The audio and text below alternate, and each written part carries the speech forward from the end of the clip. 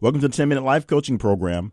My name is Jay Cleveland Payne. I train people for improved personal and professional development, offering my assistance to those ready to develop their goals into tangible, focused, and achievable plans of action. And this podcast is one of the tools I use to complete that mission. How it works is very simple. It is a podcast that will run a grand total of about maybe 12, 13 minutes. But you'll find once you get to the 10-minute mark, the podcast lesson will be done. You can take that lesson along with you to go ahead and apply it to something in your life immediately. And if you're listening to something today and it sounds so familiar that it seems like it's something that you've tried that you just can't quite crack it, well, what you're getting is reinforcement. You're getting the idea in your head that what you're doing already is a great idea.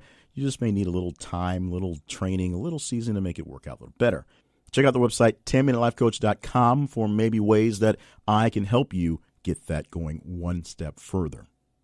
Now, a common theme in personal development, in all coaching, if you will, is the fact that you can't take everyone along with you. You cannot take every single person that's in your life right now for your improved journey, because as you get better, some people just refuse to upgrade, refuse to do better, refuse to move along. And so there's lots of discussion about the people that get left behind, sometimes in the grand scale of literally leaving them behind. Sometimes just people you don't associate with very often. You see them every so often, and you are still cordial and nice, but you cannot make the move without them sticking behind. We talked about that a few episodes ago about making the upgrade. The full price of the upgrade is the fact that you have to spend more on it, and people who don't want to spend the money on the upgrade can't come along with you. Now, today I'm turning that whole thing up on its head and still talking about essentially the upgrade, or essentially the need to leave people behind. And in this case, we're going a bit into the deep, a bit into the woo-woo, if you will, and talk about what you need to leave behind in yourself or your old self as you move forward. Now, you obviously don't leave behind your physical self, or maybe in some cases you do. If you're moving towards a goal that's more physical oriented, more physical fitness, if you will, and you may actually leave a good bit of you behind, maybe even a whole full person, if you have like a massive amount of weight to get to drop in the process. But you do have to leave behind some of the mental and some of the organizational things that you've done all your life that got you to where you were, to move on to where you want to be. Keeping up with that example on physical fitness, if you are a person who hated doing physical fitness, hated running, hated jogging, hated gym, hated moving, and then you need to get into better shape for whatever reason that motivates you. Maybe you want to be with someone who is more physically fit. Maybe you are having health issues and want to be there for your kids. Maybe you just decided that, hey, I'm going to see if I can get that six-pack. Let's see how this thing works. You have to leave behind the mindset of the person who was overweight and stayed overweight and had no want to fix that, and be a different person. This is not necessarily fixing that person. This is literally changing, leaving some of those mindsets behind. So if you overate as a way to just have more fun or to compensate for some sort of shortfall, you have to work it out of your head to not do that. And sometimes that's a hard thing to do when you have very deep-seated issues that bring into things like weight and overeating. But if you just want to finally get that six-pack, and you know that six-pack abs are built in the kitchen, not in the gym, you have to come to the mindset that you're going to stop the snacking and stay consistent onto your diet. If you're working towards improving on your finances and you're hanging out with people who are partying all the time and spending money on frivolous stuff, you're going to find that unless you make a lot more money and still maintain just the same level of spending, you're not going to get any better. Now, if you start making a lot more money, you already have those bad habits, what you're going to do is start spending more money at a higher level, and you never get out of that. If you want to change your finance game, you've got to literally stop spending money, evaluate where you are, and find ways to keep yourself out of the money trap. The biggest way to do that is to move away from people who are spending money like crazy. And if you're one of those people, you have to move away from yourself in that medical, physical sense. You've got to get your mindset out of the old and onto the new. And doing this is not very hard, actually. It's one of those things that is difficult, but not necessarily hard to do.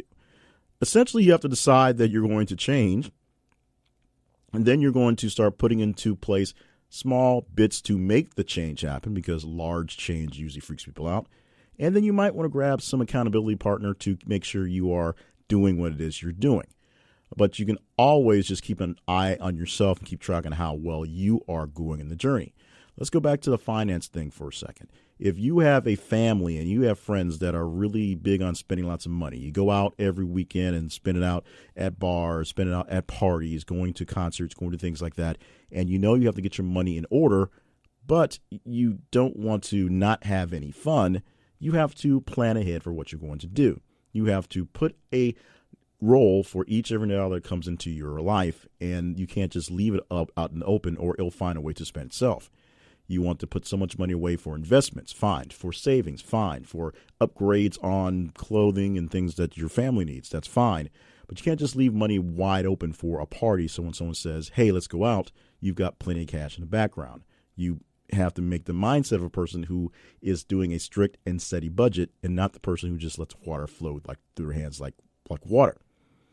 It takes that mindset shift, takes the change of going to it. And then you probably need to get someone like a coach or a money manager, or if you're really, really, really into it, get an accountant to basically handle your money. The money goes into the accountant, and the accountant makes sure your bills get paid and you get a stipend, if you will, a little bit of money to spend and nothing more unless there's something really big going on. Now, that's big time playing for money managers right there.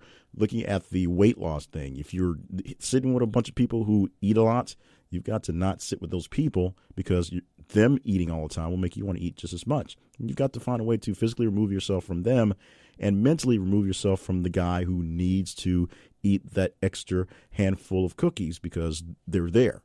You also have to be a guy who doesn't buy those extra set of cookies and have them around so that they won't be there. You'll have to change your mind, change your attitude, and change the way you live to ensure that you are moving away from that guy, especially if that guy is you. So you need to really, really focus in your personal improvement, in your professional improvement, and just improvement in general on what the grand picture should be. Now, it's basically a moving target. You never know exactly how great you'll be until you start moving and exactly what your actual potential to hit that target is. But you have to start moving. You have to start moving away from the old you and becoming a new you in the process.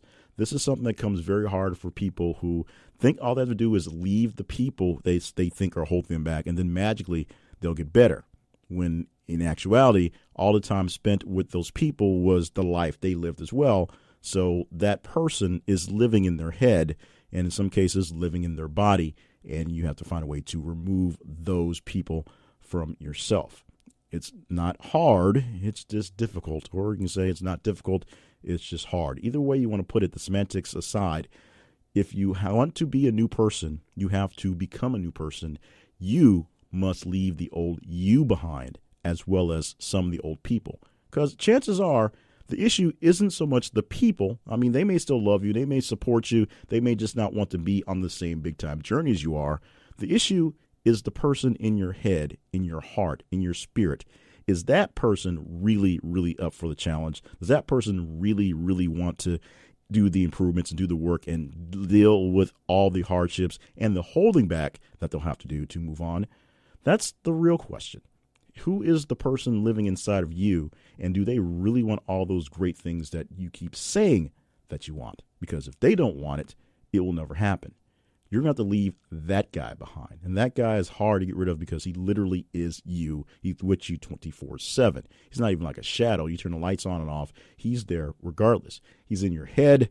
He's in your body. He's in everything you do, your plans, your actions, and you have to find a way to remove him from you and move on to moving closer towards whatever that new, better, greater you is. And only you can ultimately define where you're going with that and how far you have to go to be a little bit greater. And thank you so much for joining us for this week's podcast. My name is Jay Cleveland Payne. As I said already, this is the 10-Minute Life Coaching Podcast. And there's more features for you to get a hold of me and maybe get a hold of some great things to help you improving yourself. We have one-on-one coaching. There's a page at the main website where you can see the prices and send me an email to see if you are ready to hook up with me, and maybe we can make that happen. There's also the $10 life coach. It's still more or less in beta. By the time you hear this, it'll probably still be in beta for about a month or so, and we'll see how well it works. We're having some issues in the real time and making some things work out. But the more people that jump in and play around with it, the more we'll have to adjust it. And that's more or less a group coaching initiative. It's a community. For $10, you get to join us, gain access to some tools and some tips and things that I have going on behind the scenes, and just be around people who are like-minded. The $10 essentially pays for snacks and the lights in the building and the rent. Here we go. So nothing all that fancy, but it's the $10 life coach. You can click that as well at our main website, 10minutelifecoach.com. You can also just send me an email. Send it to info. Where do you send it to? info@jclevelandpayne.net or jclevelandpayne@gmail.com. 2 email addresses because one doesn't get checked as often as the other. It's the business one, and one gets checked all the time, but it gets spammy a lot, so there's a lot of things going through. Whichever one you're more comfortable with, send me a message.